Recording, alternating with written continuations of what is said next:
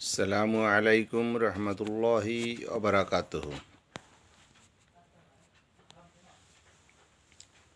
আল্লাহ রাব্বুল আলামিন আদম আলাইহিসসালামকে সৃষ্টি করলেন পৃথিবীর সর্বশ্রেষ্ঠ মানব হিসেবে।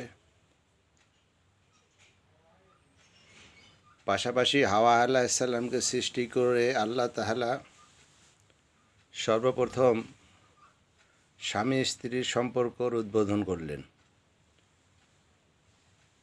স্বামী স্ত্রীর সম্পর্ক দুনিয়ার জীবনে অনেক একটা গুরুত্বপূর্ণ সম্পর্ক। এই সম্পর্কের উপরে নির্ভর করে একজন পুরুষের জীবনের এবং পরকালের দুনিয়া পরকালের সুখে শান্তিতে বসবাস করার উপকরণ। একজন পুরুষের জন্য দুনিয়ার সবচেয়ে বড় নেয়ামত হলো তার নেককার স্ত্রী। দুনিয়ার সমস্ত সম্পদ,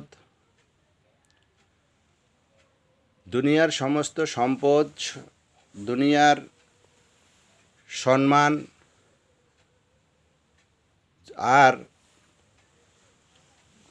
খ্যাতি যত কিছুই থাকুক না কেন, একটা পুরুষের জীবনে নেককার স্ত্রী ছাড়া কোনো কিছুই পূর্ণতা লাভ করে না এবং তার জীবনটাও সম্পূর্ণ হয় না। নেককার স্ত্রী শুধু একজন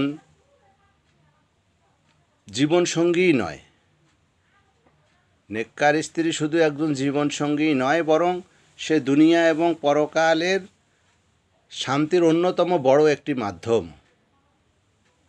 রসুল সাল্লাল্লাহু আলাইহি ওয়াসাল্লাম বলেছেন, দুনিয়া হলো সম্পূর্ণটাই ভোগের স্থান এবং দুনিয়াতে সর্বোত্তম উপভোগ করার নেয়ামত হলো নেককার স্ত্রী।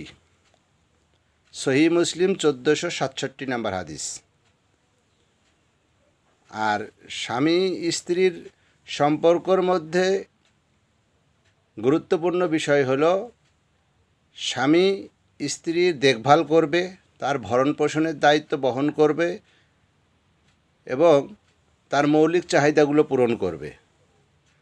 এই কথা আল্লাহ তাআলা সূরা নিসার 34 নম্বর আয়াতে স্পষ্টভাবে বলে দিয়েছেন। আর স্ত্রীর জান্নাতে যাওয়ার অন্যতম মাধ্যম হলো স্বামীর আনুগত্য করা, আর স্ত্রী জাহান্নামে যাওয়ার অন্যতম মাধ্যম হলো স্বামীর আনুগত্য না করা। স্ত্রীর কাছে একজন স্বামীর মূল্য এতই গুরুত্বপূর্ণ, রসুল সাল্লাল্লাহু আলাইহি ওয়াসাল্লাম বলেছেন যে দুনিয়াতে মানুষকে সিজদা করার অনুমতি যদি মহান আল্লাহ তাআলা দিতেন, তো আমি পৃথিবীর সমস্ত নারীদেরকে বলতাম তারা যেন তাদের স্বামীদেরকে সিজদা করে।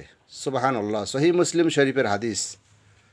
আল্লাহ তাআলা আমাদের সকল স্বামী স্ত্রীর জীবনকে সুখময়, মধুরময় এবং আন্তরিক এবং আল্লাহ তাআলার রহমত বরকত দিয়ে আচ্ছাদিত করে দিন। আমিন।